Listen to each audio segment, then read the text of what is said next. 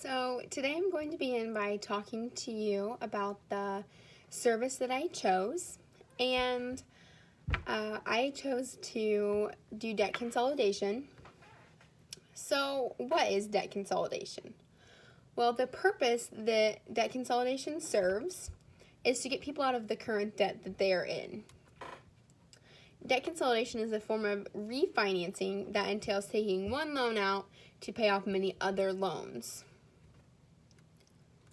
So, let's talk a little bit about the pricing and some of the different things that I came up with for starting my business. So, to begin, there would be a $300 upfront fee. And this would include the financial counseling that would be required if you wanted to submit an application to us. You would have to agree to do so many hours of financial counseling. And if we do decide to go forward on the loan, there would be a 3 to 5% of the loan origination fee. So, as of right now, there aren't any local debt consolidation services in our surrounding areas.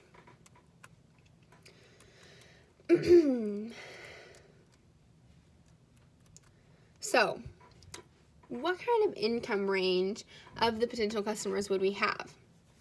Well, their income would have to be equal to or greater than the level of their debt and expenses. In other words, we would need to be able to reduce their other expenses so that they are less than their income. If that makes sense. So, if this can't be accomplished, we will not provide a loan for them. So,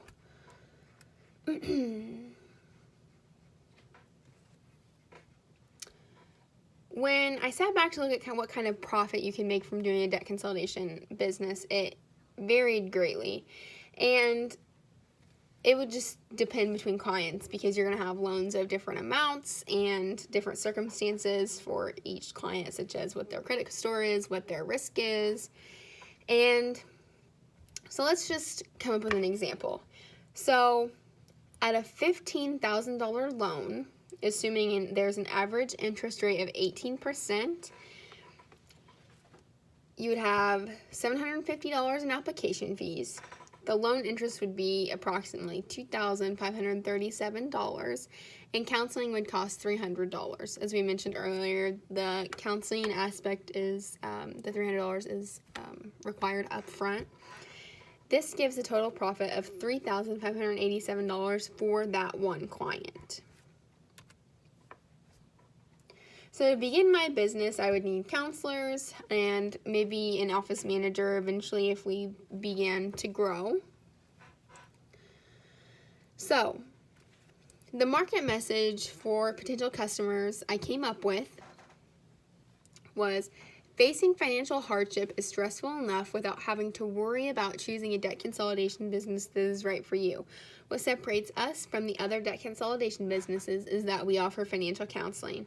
This allows a professional to provide a high-level tailored approach based on the needs of each client to effectively analyze and create lasting financial behavioral change. So, the average American credit card debt per household is on the rise, and total household debt has reached a new peak. Of course, these numbers should only be used as guidelines because they vary so greatly. So, what have we learned so far? It's clear that many Americans are mired in debt, and you may be one of them, but it doesn't mean you have to stay in debt. When I began my research, I wanted to see how the debt consolidation businesses were getting their funding and what their interest rates were. I found that they tend to have high interest rates, usually in the 25 to 30% range. I thought that this was absolutely bizarre. I began to think of ways I could potentially bring the risk of default down, along with providing a lower interest rate for our clients. This is where the financial counseling aspect came into place, because I knew that if people were required to go through weeks of training and had to put money down for the counseling, then that would lower their risk of default immensely. So, on one of the videos for our discussion boards, I had a peer ask me a specific question about my service. He said, With your service business being smaller, how do you plan to offer interest rates than that of larger debt consolidation businesses? This reinforced why I chose the prices that I did, that I initially just gave to you in previous slides. By changing a $300 upfront fee for financial counseling, our company creates revenue regardless of whether or not we go forward on the loan. I then was able to offer lower interest rates by decreasing the rate of defaults. This would obviously have to be proved, but the odds are high. This is also appealing to investors that we would have. I then came up with the conclusion that we should charge a 3 to 5% of the loan origination fee. Our loan interest rate would still fluctuate from 18 to 25% interest depending on the amount of risk and their credit score and the time period. It just varies so greatly between clients. So, let's go into some more detail. The purpose, again, of debt consolidation business is to offer a form of debt refinancing by opening up a new loan to pay off other existing loans. So while there are many other large debt consolidation businesses, this would be a locally owned debt consolidation business.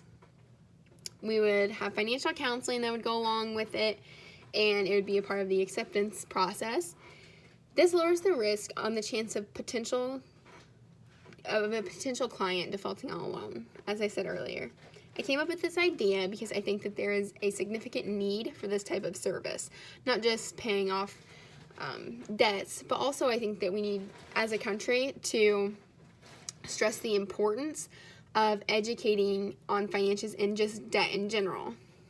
When a customer is considering a service review, they should remember what separates us from the larger debt consolidation businesses. And that's obviously that we offer financial counseling to assist you in your debt-free living journey. There are many commonalities within the character of typical customers that debt consolidation businesses serve. Many begin their careers with a student loan debt averaging at $50,000, and that's according to the household statistics for 2017. There are combinations of debts that many people have, and those obviously vary, but we have mortgages, credit card bills, student loans, automobile loans. Many of these people that are in debt are just not able to budget efficiently. They haven't been taught. They just don't know. So the reason we get into debt in the first place is simply because we are spending more than we are making.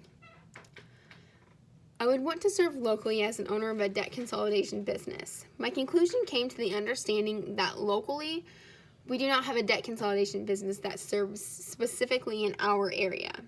I would choose to serve local residents because I think that when you do that, you are also building trust within your clients, within your client by being an expert on the debt statistics in your specific area.